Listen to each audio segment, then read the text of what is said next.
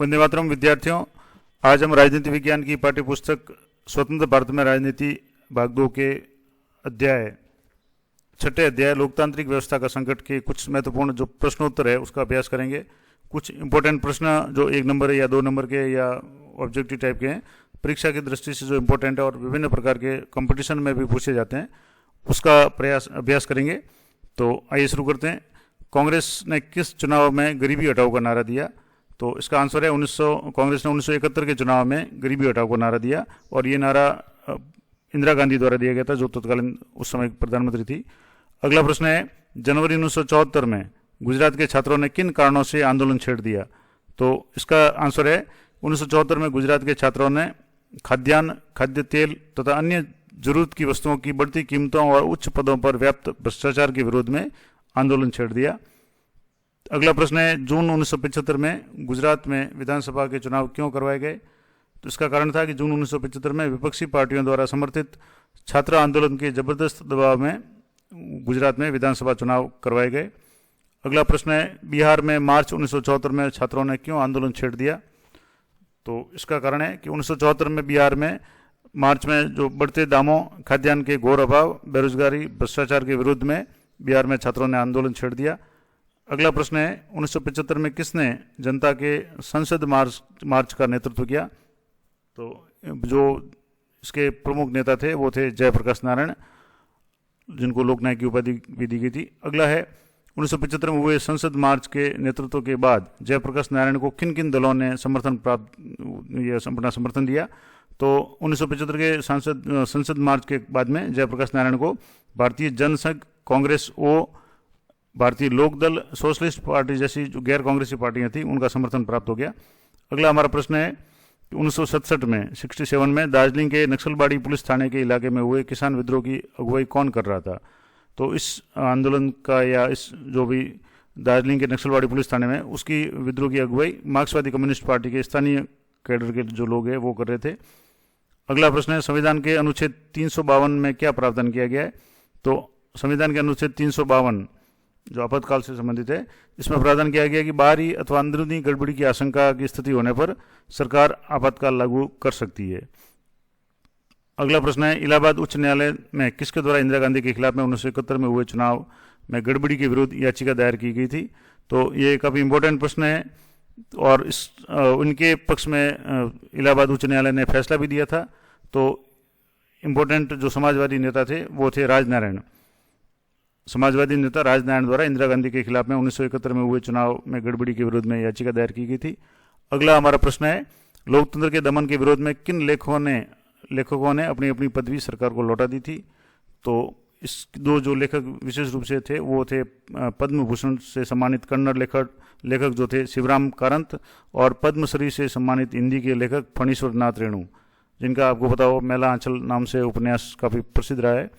अगला प्रश्न है, 1977 के आम चुनाव में कांग्रेस पार्टी की हार के लिए जिम्मेदार कारणों को संक्षेप में बताइए। 1977 यानी 77 के चुनाव में कांग्रेस की इंदिरा गांधी के नेतृत्व में जो हार हुई थी, उसका सबसे बड़ा जो कारण था वो आपातकाल था। उसके एक तरह से जो भी साइड इफेक्ट्स थे वो थे।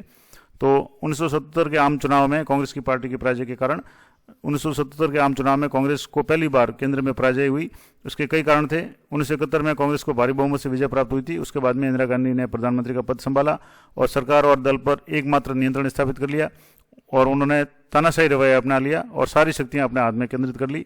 और इस कारण से जो कांग्रेस का पुराना जो कांग्रेस के नेताओं का जो दल था, जिसको सिंडिकेट कहा गया, आपको पता हो तो आपने सिंडिकेट का नाम सुना होगा, वो भी उनके खिलाफ में हो गया। और 1975 में जब उनके चुनाव को उच्च न्यायालय ने रद्द कर दिया तो उन्होंने त्यागपत्र देने के बजाय आंतरिक राष्ट्रीय संकट यानी आपातकाल लागू कर दिया, और इसके साथ ही विपक्षी दलों के नेताओं को जेल में भेज दिया। बहुत से जन विरोधी कानून बनाए गए, और इन सभी कारणों से जनता इस दल से नाराज हो गई, और इसके साथ ही विपक्षी दलों ने अपना एक संगठन बना लिया, यानी सारे विपक्षी दल उस समय एक हो गए और जनता पार्टी के नाम से चुनाव लड़ा, और जिसमें कांग्रेस की पराजय हुई। तो ये महत्वपूर्ण कारण था। अगला प्रश्न है हमारा, 1975 की आंतरिक आपातकालीन घोषणा के संदर्भ में संविधान में किए गए किन्हीं 4 संशोधनों को संक्षेप में वर्णन कीजिए। यानी आपातकाल की जो घोषणा हुई थी 1975 में, उस समय संविधान संशोधन हुआ था, विशेष रूप से जो 42वां संशोधन था, उसमें क्या क्या प्रावधान किए गए थे? तो इसका आंसर हो गया कि 1975 की आंतरिक आपातकालीन घोषणा के संदर्भ में संविधान में निम्नलिखित 4 संशोधन किए गए। पहला था, संसद ने संविधान के सामने कई चुनौतियां खड़ी की। इंदिरा गांधी ने इलाहाबाद उच्च न्यायालय के फैसले से बचाव करने के लिए इस आशय का संशोधन कराया कि प्रधानमंत्री, राष्ट्रपति, उपराष्ट्रपति के पद को उनके पद के निर्वाचन को अदालत में चुनौती नहीं दी जा सकती, क्योंकि इलाहाबाद उच्च न्यायालय ने इनके चुनाव को खारिज किया था समाजवादी नेता राजनारायण की याचिका पे। दूसरा जो बड़ा संशोधन हुआ वो था कि आपातकाल के दौरान ही संविधान का 42वां संशोधन पारित हुआ। इस संशोधन के जरिए देश की विधायिका के कार्यकाल को 5 वर्ष से बढ़ा करके 6 साल किया गया और इसे आगे के दिनों में स्थायी रूप से लागू किया गया था। तो ये महत्वपूर्ण संशोधन हुआ था। हालांकि बाद में जनता पार्टी की सरकार ने इसको वापस कैंसिल कर दिया था। तीसरा जो था, इसके अतिरिक्त अब आपातकाल के दौरान चुनाव को 1 साल के लिए स्थगित किया जा सकता था, क्योंकि जो कार्यकाल था विधायिका का वो 5 से 6 साल कर दिया था।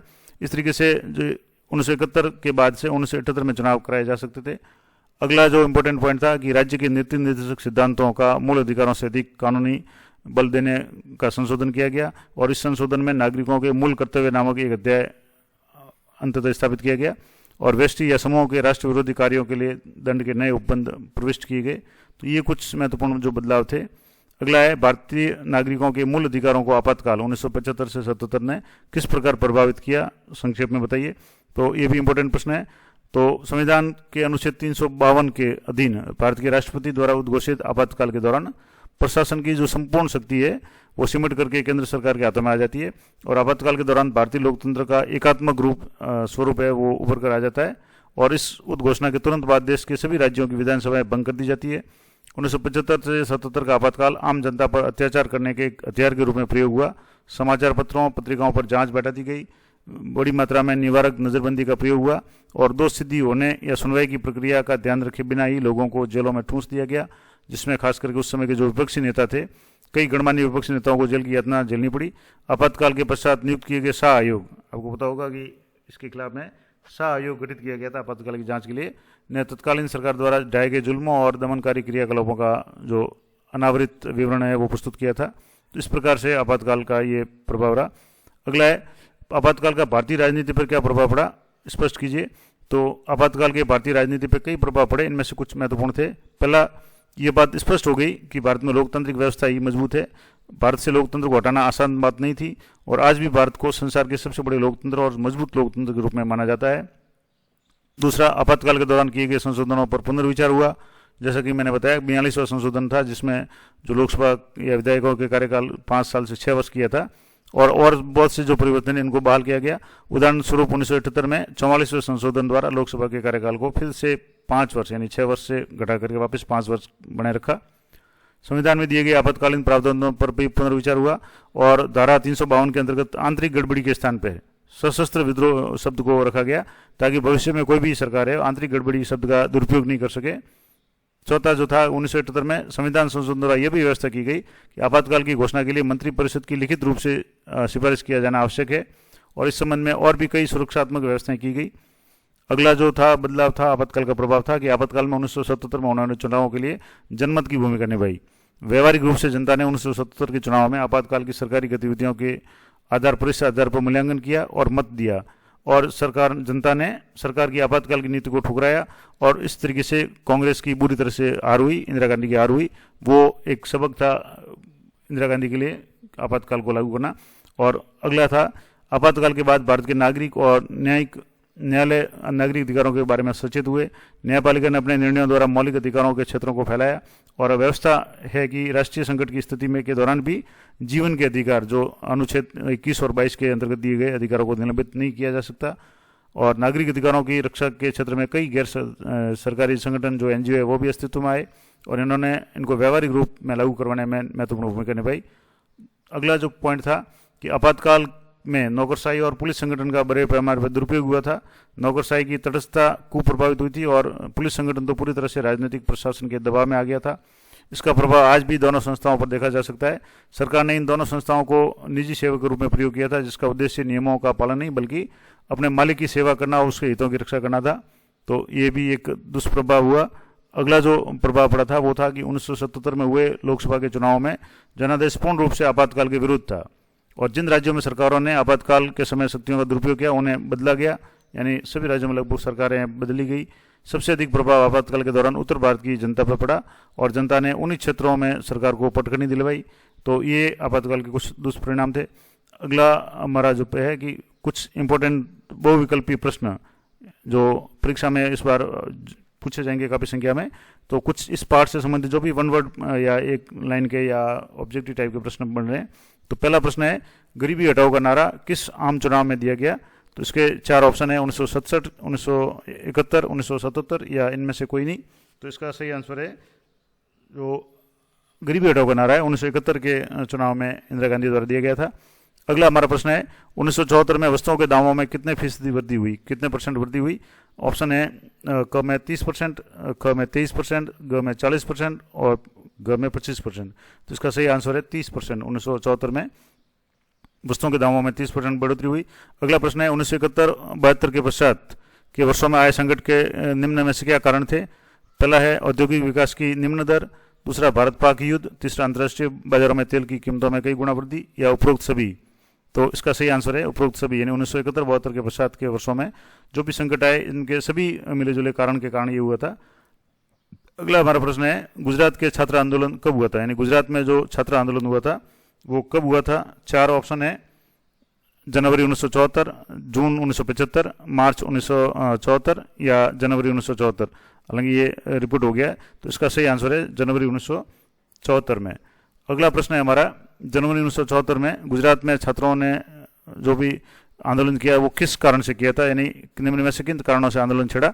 तो इसके कारण है कि खाद्यान्न की बढ़ती कीमत, खाद्य तेलों की कीमत में वृद्धि या उच्च पदों पर व्याप्त भ्रष्टाचार या चौथा ऑप्शन है उपरोक्त सभी।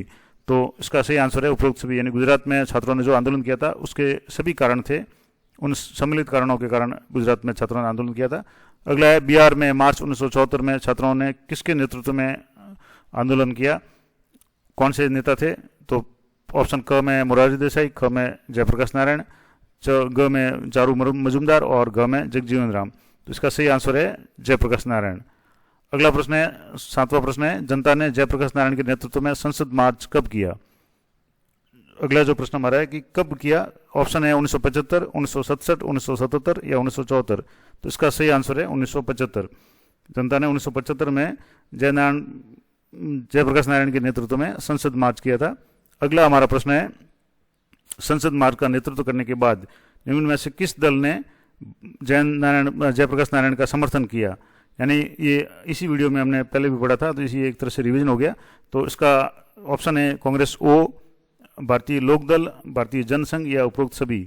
तो इसका आंसर है उपरोक्त सभी, यानी जो भी ये तीनों दल थे इन्होंने जयप्रकाश नारायण का समर्थन किया और जो इंदिरा कांग्रेस थी या उसके विरोध में जितने भी दल थे वो सारे एक हो गए और इन्होंने जयप्रकाश नारायण को समर्थन दिया था। अगला हमारा जो प्रश्न है कि देश की विधायिका के कार्यकाल को निम्न में से किस संशोधन के द्वारा 5 वर्ष से बढ़ाकर 6 वर्ष कर दिया गया? ऑप्शन है 42वां संशोधन, 40वां, 44वां या 72वां। तो इसी वीडियो में हमने देखा है कि 42वें संशोधन के द्वारा लोकसभा या विधायिका का जो कार्यकाल था वो 5 वर्ष बढ़ा करके 6 वर्ष किया गया और 44वें संशोधन द्वारा इसी को वापस पुनः घटा करके 6 वर्ष से घटा करके वापस 5 वर्ष किया गया। अंतिम जो प्रश्न है इस पार्ट का हमारा कि 20 सूत्री कार्यक्रम में निम्न में से कौन सा मुद्दा शामिल था? तो पहला है भूमि सुधार, भूमि पुनर्वितरण, बंधुआ मजदूरी की समाप्ति या उपरोक्त सभी। तो आपको पता होगा कि इंदिरा गांधी के द्वारा 20 सूत्री कार्यक्रम है वो इसकी घोषणा की गई थी। तो इसमें ये तीनों जो मुद्दे वो शामिल थे, यानी भूमि सुधार, भूमि पुनर्वितरण और बंधुआ मजदूरी की समाप्ति। ये तीनों जो मुद्दे हैं वो इसमें शामिल थे 20 सूत्री कार्यक्रम में। तो इस तरीके से इस पार्ट का जो क्विक रिवीजन और इसमें इंपॉर्टेंट जो प्रश्न बन रहे थे वो मैंने आपको बता दिए। आशा करता हूँ ये प्रयास आपको पसंद आएगा। इन वीडियो को अधिक से अधिक अपने साथियों को शेयर करें और परीक्षा के समय में इनका 1-2 बार रिवीजन करें ताकि आपका कोई भी प्रश्न है इस पार्ट से छूटे नहीं। और 12वीं की परीक्षा के बाद भी ये सारे वीडियो है आपके किसी भी कंपटीशन की तैयारी करेंगे, ये बहुत इंपॉर्टेंट वीडियो है। जितने भी पॉलिटिकल साइंस के जो भी वीडियो है वो सामान्य ज्ञान की दृष्टि से बहुत इंपॉर्टेंट है और भविष्य में किसी भी प्रतियोगिता परीक्षा में इनसे संबंधित प्रश्न अवश्य पूछे जाते हैं। तो इनको थोड़ा सा विशेष रूप से ध्यान दें। मिलते हैं नेक्स्ट वीडियो में, तब तक जय हिंद, जय भारत।